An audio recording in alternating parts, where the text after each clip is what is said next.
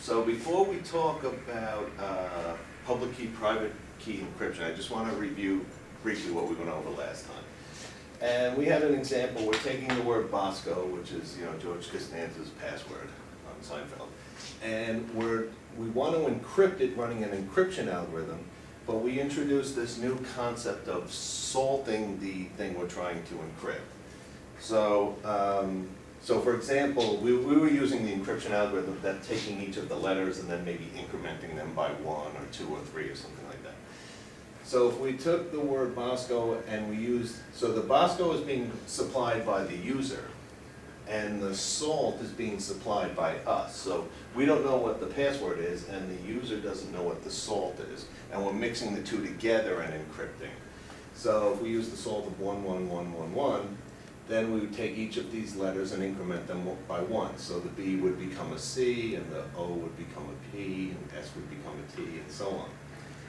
If we, as the website designers, decided to change our salt, but the person typing in the word that's being encrypted didn't change theirs, what it would get encrypted to would change. So for example, here we're saying increment the first letter by 1 and increment the second letter by 2. So now an O becomes, instead of O, P, it will become a Q, using a different salt, right? So okay, yeah, it's just a little review of what we talked about last time. So we can control the salt and we can't control what's being encrypted.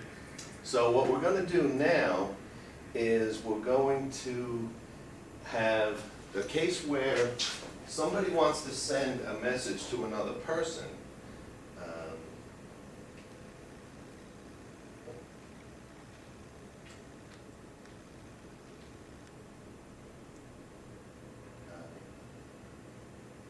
If we were able to, if we had an encryption algorithm that did encrypting and decrypting, let me say this. If we had an algorithm where we knew how to decrypt the algorithm, what we could then do is we can have an algorithm that we're going to ask the algorithm to give us a salt.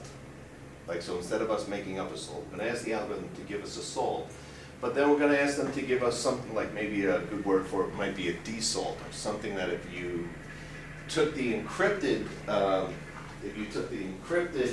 word, you could then decrypt it. So let me just go backwards again to here.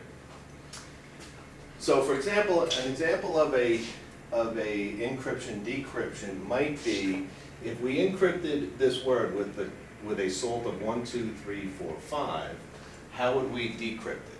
How would we take this string, and get this string from it? I guess I think we talked about last time, we would use -1, -2, -3, -4, -5. And then that would set these letters back to this one. So you can kind of think of it as a pair. The 1, 2, 3, 4, 5, and its corresponding decryption key, -1, -2, -3, -4, -5. That pair together would encrypt and then decrypt the encrypted one.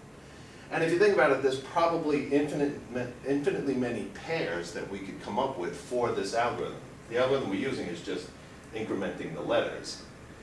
But there's infinitely many pairs that we could, infinitely many pairs of an encryption key and a decryption key that we could use. One would be to encrypt and one would be to decrypt. So if we wanted this person to send us this string and we gave them an encryption key of 1, 2, 3, 4, 5, we might publish that to them.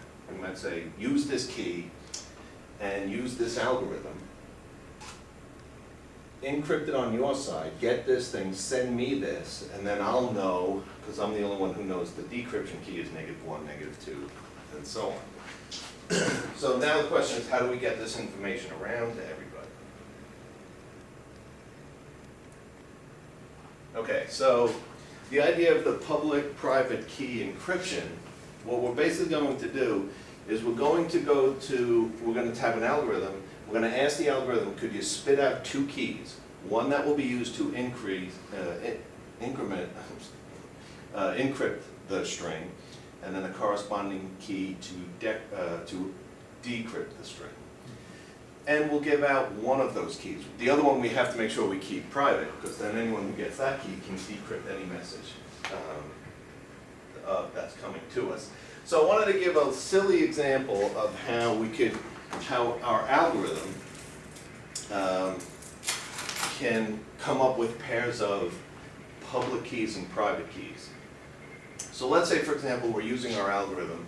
Once again, we're using the algorithm where we're taking a word like Bosco, and we want to encrypt it. And we ask the algorithm, could you give me a public key and a private key? I'll give out the public key to anybody who wants to encrypt a word, and then I'll keep the private key myself.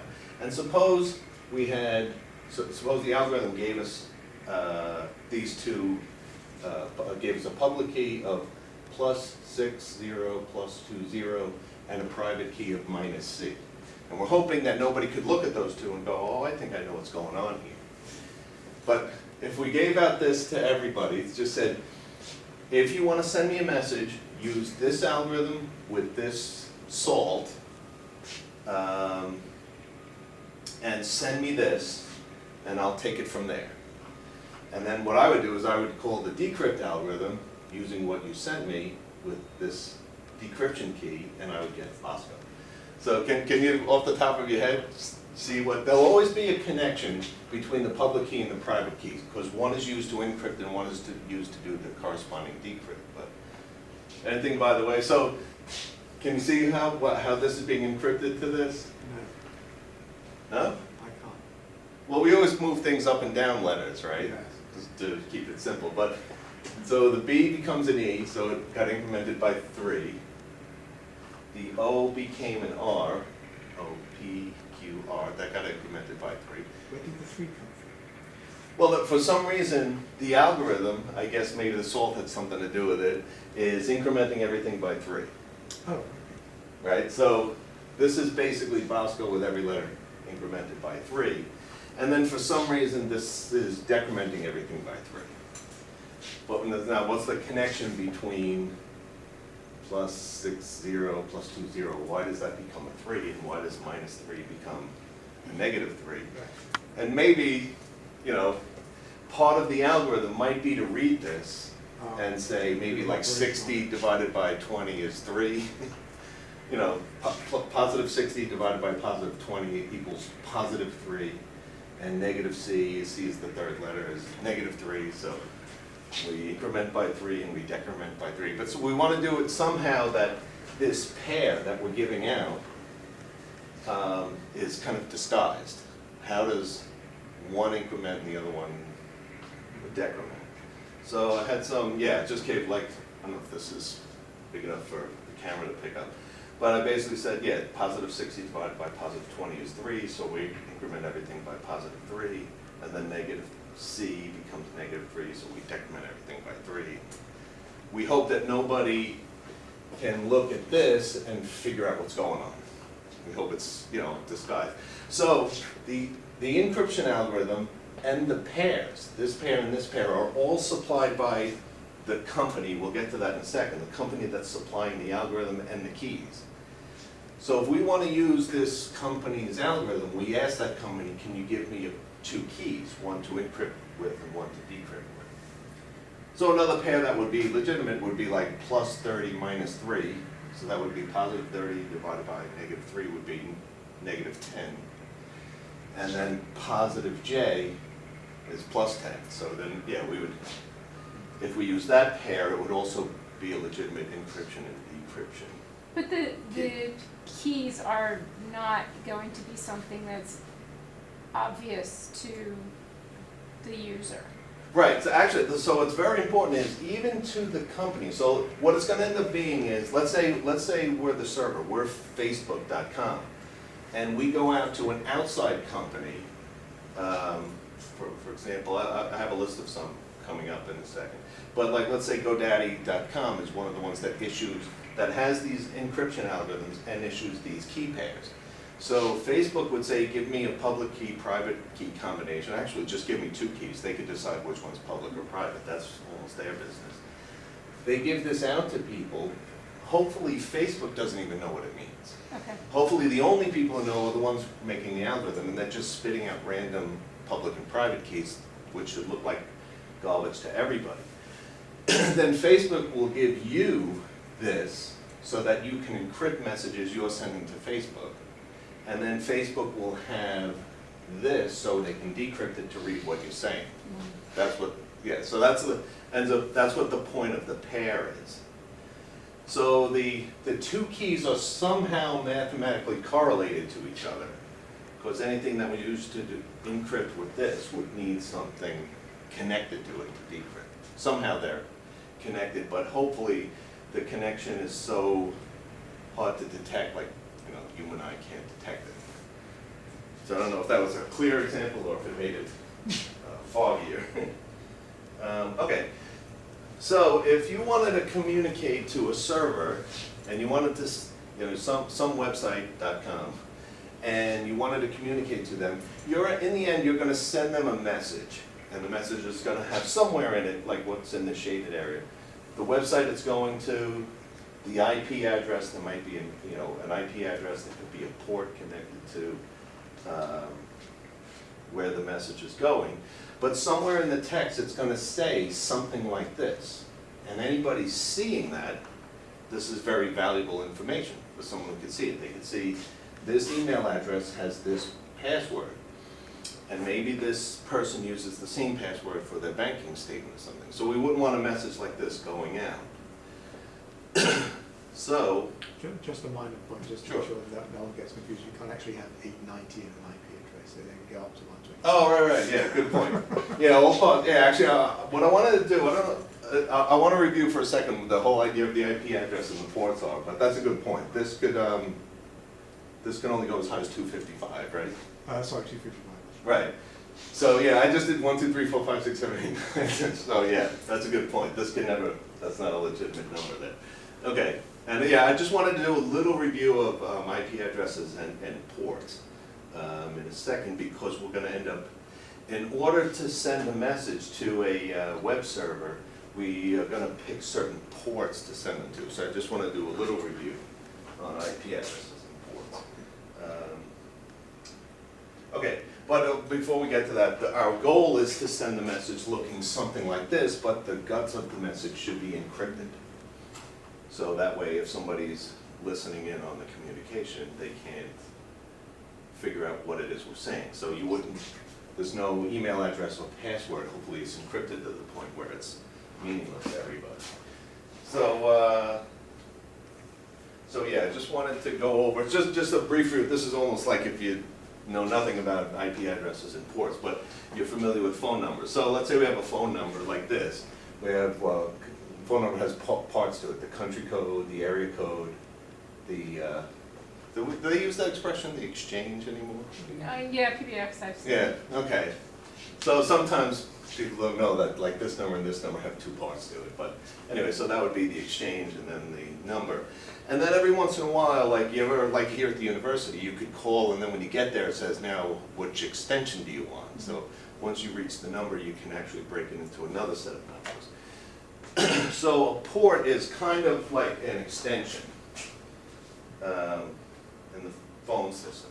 So for example, an IP address, which is very similar to the phone number of a telephone, an IP address is a unique identifier for any device connected to the internet.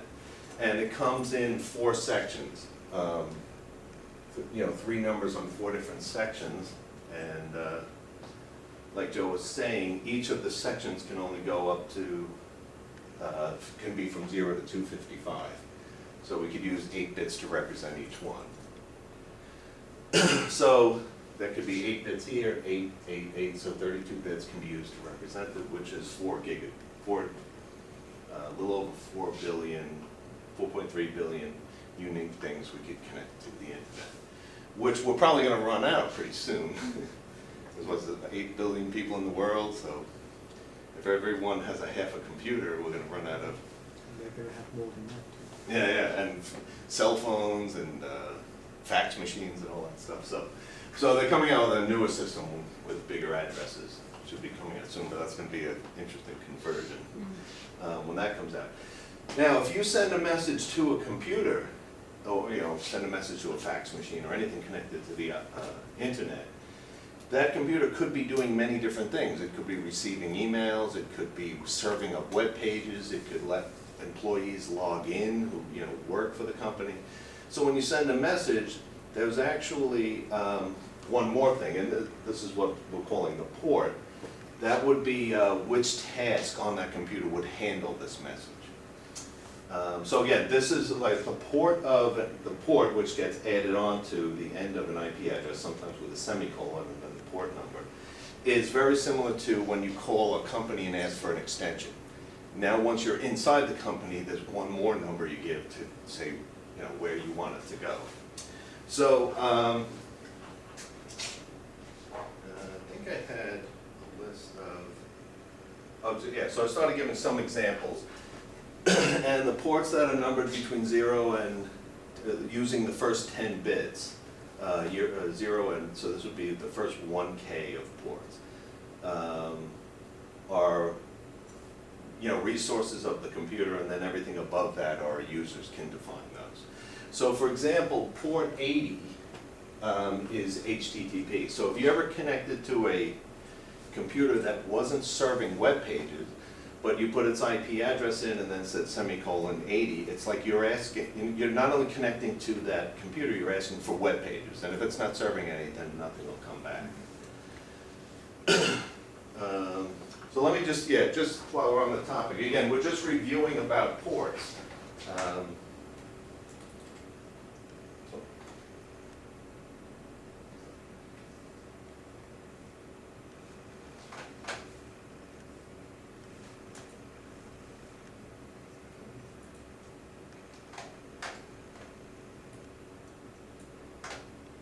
So there's a big chart of all the different ports when you get to a computers. But so, for example, if I go down to 80, that should be HTTP. So if you connect to a computer by its IP address and then say, now that I'm there, I would like, kind of like saying I would like extension 80. You're basically sending a message saying I would like a web page, and the web server will send back a web page. Then if we go to, I think the HTTP, the number for secure HTML, because I think it was 443. Yeah, secure HTML is this one. So for example, you can type in an IP address. Instead of like a name like www.facebook.com, you could also just type in, if you knew the IP address. Have you ever done that where? So like, let me just go over an example like that.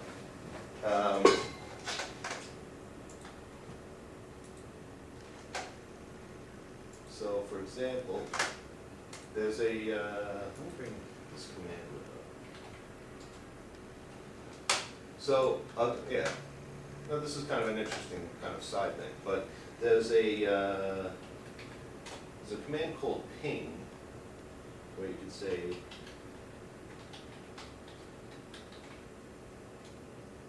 so what I'm basically doing is, from my computer here, I'm sending a message, a ping. Have you ever heard that word ping, that meaning like you're testing something there? I forget, does PING stand for something? Or? No, I think it refers to like a radar ping. Oh, okay. Because you get a ping back. Okay. Right, yeah, so you're sending something out and hoping something bounces back. So when I'm issuing PING and then space www.facebook.com, all I'm doing is sending I'm not trying to see HTML, I'm not trying to log in or anything.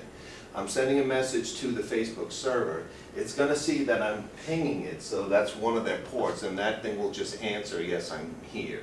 And part of their answer is to send me their IP address back, so that's the reason I'm doing this. So I hit enter. It's sending me a message. It's also telling me how long it takes to reply. So let's see if we remember this number. 171, their IP address is 171. Several. Well, yeah, it gave 4 replies, but it's the same IP address every time. So it's 171. Oh, 173 from here. It does look like a 3 from here. Oh, yeah? Yeah, it looks like, oh, right. Oh, yeah, sorry, it is 173. 173.252.74.22, so let's remember that. So if you go to a web browser, and you go to,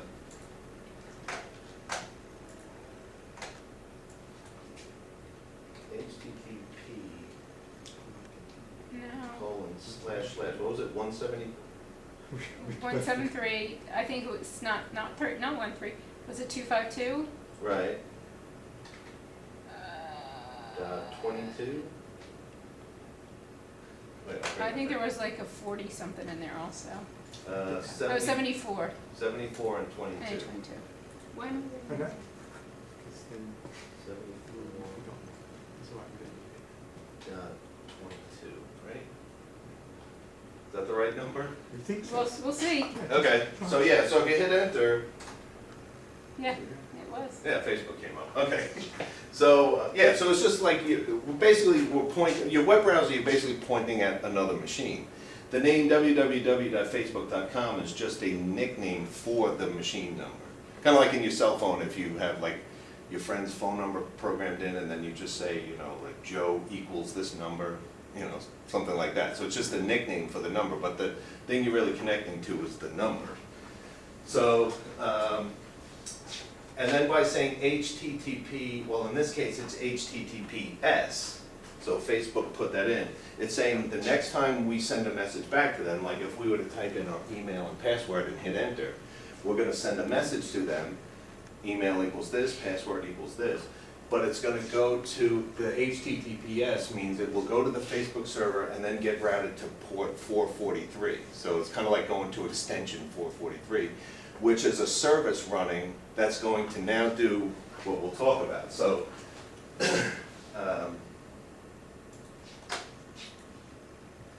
so when we go to,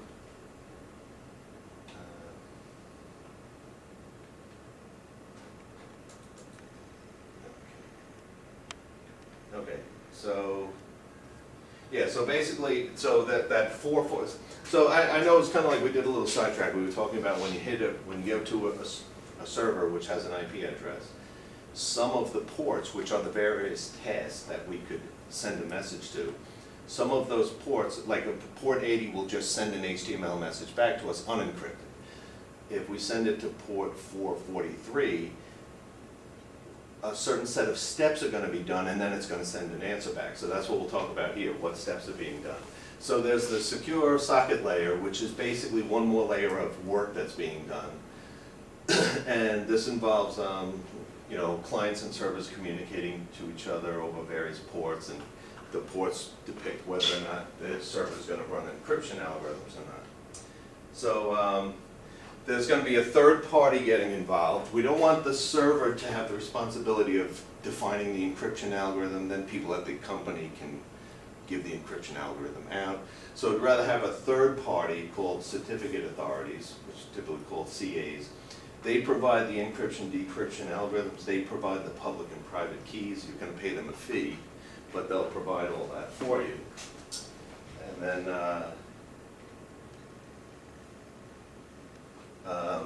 when a client and server are communicating to each other, they'll use those companies. So probably the 4 most popular companies, this was maybe as of a year ago, but it's about the same now, is Symantec, Commando Group, GoDaddy, 13%, and Global Sign, about 10%. So these are companies that provide encryption algorithms and public and private keys when you ask for them. And like I just put a link on for GoDaddy. The price changes time to time. If you want an SSL certificate, right now it's $70 a year. I think better price.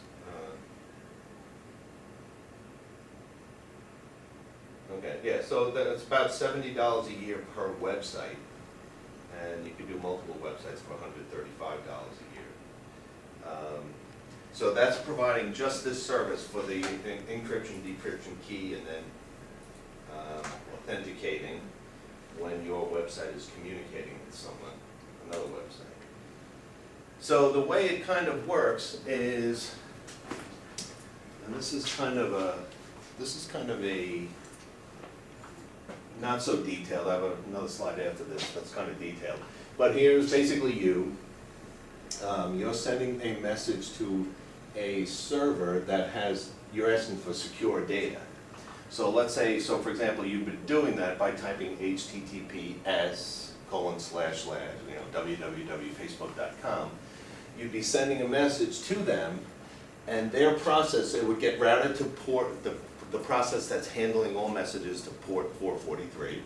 And what that would do is it would respond by sending, it's a certificate that it has with, let's say it was using GoDaddy as its certificate service. GoDaddy would, they would register with GoDaddy. GoDaddy would verify that it's truly them. This website is owned by this person. They send a bunch of, you know, this, send your passport and all kinds of information verifying who you are. And then, so the CA, the Certificate of Authority, would send, would give them a certificate that they could pass to somebody. The certificate gets sent back, the certificate containing the information about the website, who the certificate authority is, and their public key, which the receiver would now use as salt to salt all the messages sent to them. So they would send that back. Then the receiver would verify that with the certificate authority, GoDaddy, and if the verification came back, they would feel that they can now send, let's see, after verifying the certificate, it sends a one-time session key, which is really their public key. For any messages coming back, like the server might send sensitive data. Let's say it was a bank, it would send your account balances and that kind of stuff, and you'd like that to be encrypted. So, so after the browser verifies the certificate, it sends a one-time session key, and it encrypts that with the public key it was sent over with. So it's sending its public key encrypted back to the server. And then the server decrypts the one-time session key and uses that going forward. And just another diagram with more details, I guess, would be this one. So the first step would be, here's the client, here's the server. So like, let's say here's you and here's Facebook, if that's who you're connecting to. So step one, you request protected resource. That comes here. And this replies, the server replies with a certificate, and like that last slide said, also its public key gets sent back to your browser. You then take that, step three is you now go up to, let's say, GoDaddy, and you say, Facebook claims www.facebook.com, and this certificate they're claiming is the legitimate owner of that website. Is that true? That gets verified. It'll come back and say, yes, that is legitimately them. You're talking to the correct server. And then step four, this presents its certificate to Facebook and giving its, what we're calling now, its public key. It's not very public. It only gets sent out encrypted to people it wants to send out. So public's, you know, not the greatest word for it. It's being sent out encrypted, but it's the thing that it passes to someone else to communicate to them. And then step five, the server would then verify that certificate to make sure it's talking to somebody known to the CA. So all the main browsers, you know, Microsoft Internet Explorer and Google Chrome, they all know about pretty much all the famous CA companies, and they're connected to them. So if a new company became a CA, they'd have to like get connected to every web browser that's out there, or the next release of it. And then, so each, the server and the client have many conversations going on at once. So as you can imagine, they probably have a file full of public keys and private keys with all the people they're currently talking to. So this just depicts, this clients.cer. This is like a certificate file of all the public keys that they need to encrypt things with when they're sending messages out. So the encryption algorithm is coming from the CA. The public key and the private key is coming from the CA. The server is the one who's ended up paying like that $70 a year fee for this. The clients, I guess, can use them for free. And both systems have to maintain all the public keys of all the servers they're communicating with. So every time they want to send an encrypted message, they have to get the public key encrypted and then send it out. And then whoever receives it takes the private key and decrypts it and says, oh, that's the message. In the previous class, you talked about the rainbow and how that's used to sort of hack various code systems. Has there ever been any cases where these CAs have been hacked? And if they were hacked, would any of that information be of value to anybody who was serious enough about making sense of it? Yeah, well, I guess the one thing that's really dangerous would be, remember, so what we talked about last class was, if the encryption algorithm is generally available to the public, which these are, for $70 you could get access to it, and then you could start using it to crack things. But that's the whole point of having a salt. So that way, if you ever decided to get public access to the algorithm, you'd have to guess everybody's salt and then compute the rainbow. But the thing is, if you ever got the algorithm, if you ever knew what the algorithm was doing, so like the employees at these things would have a lot of valuable information. If you ever got the private key, you could decode everything immediately. You don't have to spend weeks or months computing the rainbow. You could decode it immediately. So that's why this has to be very top secret. And the reason you don't want Facebook having a group of employees coming up with their own encryption algorithm is now those people have valuable information. You'd rather it be an outside source, but then it makes the outside source kind of dangerous. Wasn't there something about SSL certificates not working in the news? There was about a month ago where all the HTTPS sites were basically told that the SSL had been violated or something, and I think I went and Google was one of them, and I had to go change my Google password at that point. Oh wow! But do you remember what? I can't remember what it was, but it wasn't good. Okay, yeah, but I remember reading it's like most SSL uses of SSL or and that's supposed to be the extra secure one.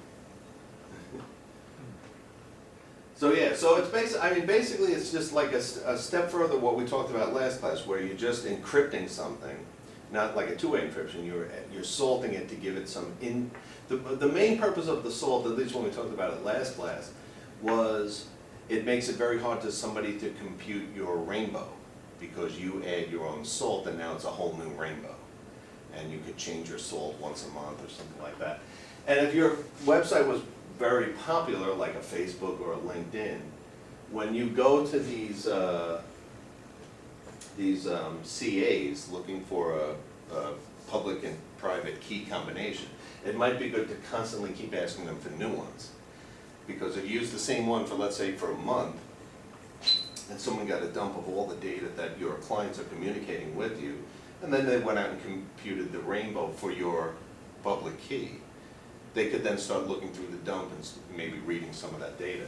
So if you keep changing the pair enough, then all they'd ever be able to do is read a couple of messages. They take months computing the rainbow, and all they get out of it is a couple of messages. And the other thing that's interesting is hopefully your messages are long. Like, remember we were saying last time, if you had a password that was like 6 characters, someone can compute the rainbow in like a half an hour. When it goes up to 7 characters, it's like 6 hours, and 8 characters, it would take several days or maybe a month. But if you sent a really long message, like 100 characters long, for somebody to compute the rainbow for that would take forever. So hopefully you don't send short messages.